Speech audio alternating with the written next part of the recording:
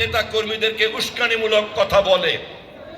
কারণ এত বড় শক্তির দল তাকে যদি একটা ক্ষুদ্র পিপিলিকা উস্কানি দেয় তাহলে তারা উত্তেজিত হওয়াটা স্বাভাবিক।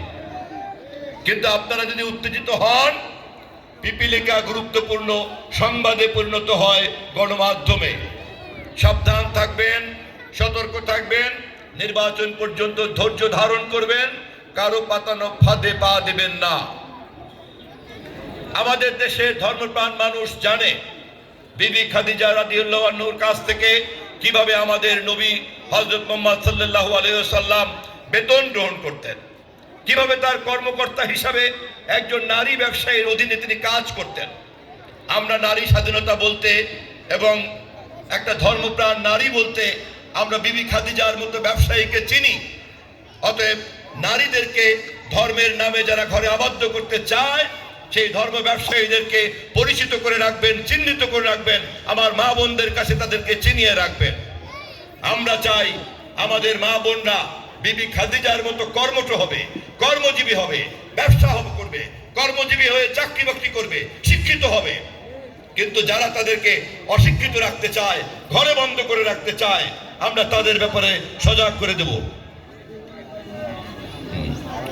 সেই কারণে আমাদের দলের পক্ষ থেকে এবারে প্রতিটি নারী ভোটারদের কাছে গিয়ে আমাদের এই বক্তব্য পৌঁছাতে হবে।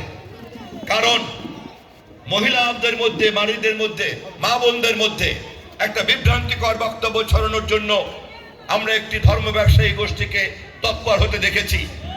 আমি আশা করি আমাদের 129টা ভোট কেন্দ্রে যে মহিলা নেত্রীরা আছেন তারা বাড়ি বাড়ি গিয়ে নারীদেরকে এই ব্যাপারে সজাগ করবেন। আমি এই দায়িত্ব আপনারা পালন করছেন কিনা আমি নারীদের কাছে জানতে চাই। 2 হাত তুলে জানান, আপনারা 2 হাত তুলে জানান নারীরা। আমি উপস্থিত নারীদেরকে ধন্যবাদ জানাই যে ইতিমধ্যেই ধর্ম ব্যবসায়ীদের বিরুদ্ধে আপনারা সজাগ এবং সচেতন দায়িত্ব পালন করছেন। আমি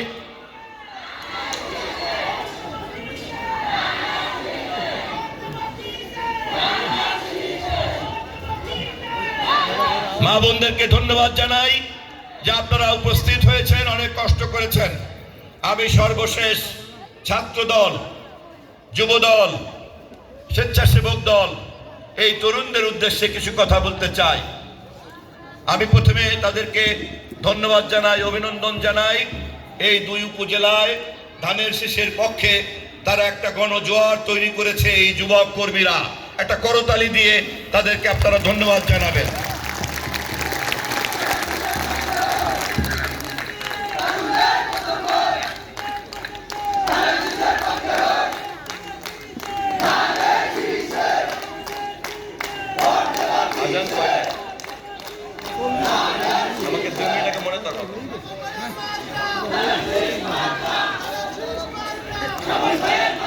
ছাত্রদল, যুবদল,